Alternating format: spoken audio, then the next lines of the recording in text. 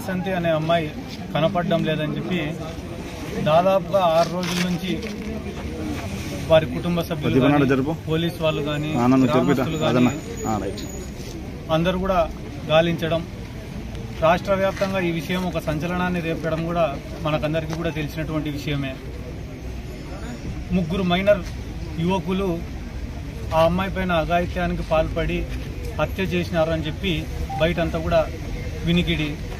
ఈ విషయంలో భాగంగానే ఈరోజు ఆ కుటుంబాన్ని పరామర్శించాలనే ఉద్దేశంతో ముచ్చుమరి గ్రామానికి నేను వెళ్తుండగా మార్గ మధ్యంలో కొన్ని ఏం కారణాలు ఉన్నాయో మనకు తెలియదు కానీ పోలీసు వాళ్ళు ఆపడం, ఇక్కడికి ఆ కుటుంబాన్ని పిలిపించడం కూడా జరిగింది.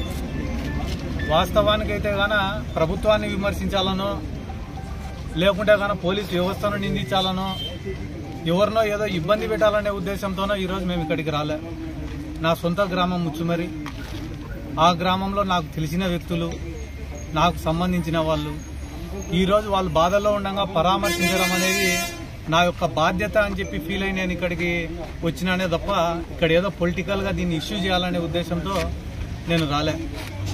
ఎందుకంటే కానీ ప్రభుత్వం ఏర్పడి అంతా కలిపి 4 రోజులు కూడా కాలే. మేము వచ్చి ప్రభుత్వం పైన బురద చెల్లాలనే ఉద్దేశం మాకు కూడా లేదు. కానీ అంత లోపలే మమ్మల్ని ఇక్కడికి పిలుచుకురావడం, పోలీస్ స్టేషన్లో కూర్చోబెట్టడం అనేది కూడా మంచి పద్ధతి కాదు.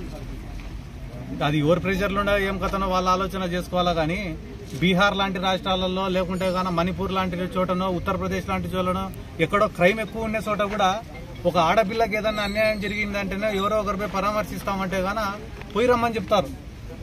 కానీ ఈరోజు ఇక్కడ తీసుకొని వచ్చి ఇక్కడ స్టేషన్లో కూర్చోబెట్టడం అనేది ఇప్పుడు కొత్త అనుమానాలు రేకెత్తించే పరిస్థితి తీసుకొని వస్తున్నారు. ఏమేమి అక్కడికి పోతే ఏమైనా నిజాలు ఏమైనా బయటపడతాయని భయపడుతున్నారా, లేకుంటే రాజకీయ నాయకుల ప్రమేయం ఉందేమని ఏమైనా భయపడుతున్నారా? దేనికోసం అడ్డుకుంటున్నారు? కేవలం ఆ కుటుంబానికి న్యాయం జరగాల, ఆ కుటుంబంలో ఒక ధైర్యాన్ని నింపాలనే ఉద్దేశంతో ఇక్కడికి వచ్చినామే తప్ప వేరే ఒక ఉద్దేశం కూడా మాకు లేదు.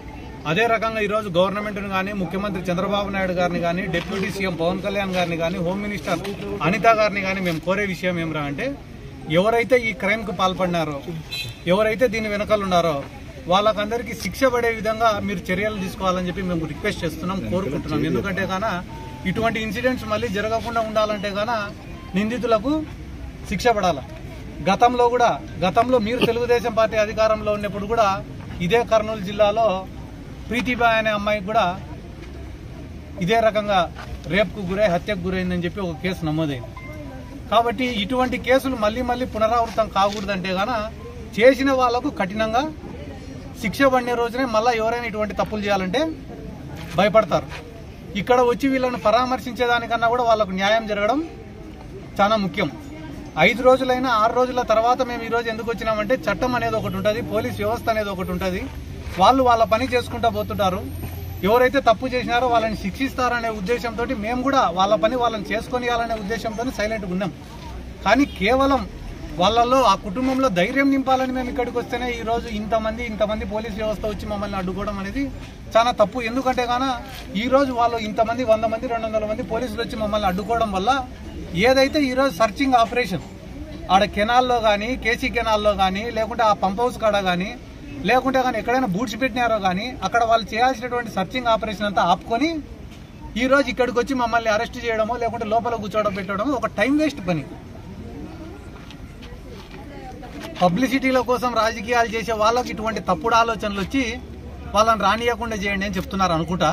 వాళ్ళకు కూడా నా యొక్క సూచన ఏమరా అంటే, లాటరీలో పదవులు వచ్చినాయి కొంతమందికి. లాటరీలో పదవులు వచ్చినప్పుడు ఒక గొప్ప అవకాశం జీవితంలో పేద ప్రజల సమస్యలు పరిష్కరించడానికి కానీ, పేదవాళ్లను కాపాడడానికి కానీ, పేదవాళ్లకు న్యాయం చేయడానికి కానీ, ఒక గుర్తింపు తెచ్చుకోవడానికి కానీ ఒక గొప్ప అవకాశం దేవుడిచ్చిన వరం అని అనుకోవాలి. అటువంటి అవకాశం వచ్చినప్పుడు 10 మందికి సర్వీస్ చేసి అబ్బా పలానా వాళ్ళకి మనం ఓటేసినందుకు మనకి ఇన్ని పనులు చేసినారా అని చెప్పి గర్వంగా జీవించేటట్లా ఉండాలా తప్ప పాతకాలం మాదిరిగా ఇంకా కేసులు పెట్టాలా, పోలీసులతో హరాస్మెంట్ చేపియాలా, ఇబ్బంది పెట్టాలా, ఊర్లలోకి రాకుండా ఆపాలా, ప్రజలను భయభ్రాంతులకు గురి చేయాలా, లేకుంటే కులాలకు మధ్యన కొట్లాటలు పెట్టాలా, ఇటువంటి నీచమైన పనులు ఆపుకొని ఈరోజు చాలా దురదృష్టమైన సంఘటన వాసంతి అనే పాప చనిపోవడం. ఇటువంటి టైంలో కూడా రాజకీయాలు చేయడం నిజంగానే చాలా దురదృష్టకరం. ఈ రాష్ట్రం కానీ, అన్ని సంఘాల వాళ్ళు కానీ నిజంగానే ఒక గొప్ప విషయం. అన్ని కుల సంఘాలు కానీ, అన్ని విద్యార్థి సంఘాలు కానీ, అన్ని రాజకీయ పార్టీలు కానీ ఒక తాటిపైకి వచ్చి ఈరోజు ఆ పాపకు మద్దతు తెలపడం నిజంగానే ఆ కుటుంబానికి అండగా నిలబడడం కూడా చాలా సంతోషించదగిన విషయం. కాబట్టి ఆ భగవంతుని ఆశీస్సులు ఆ కుటుంబానికి ఉండాలా, ఆ కుటుంబంలో ఒక మనోధైర్యాన్ని నింపే శక్తి ఆ భగవంతుడు ఆ కుటుంబానికి ప్రసాదించాలని చెప్పి కోరుకుంటూ ఈరోజు వచ్చిన వాళ్ళకు నమస్కారాలు తెలియజేస్తాను.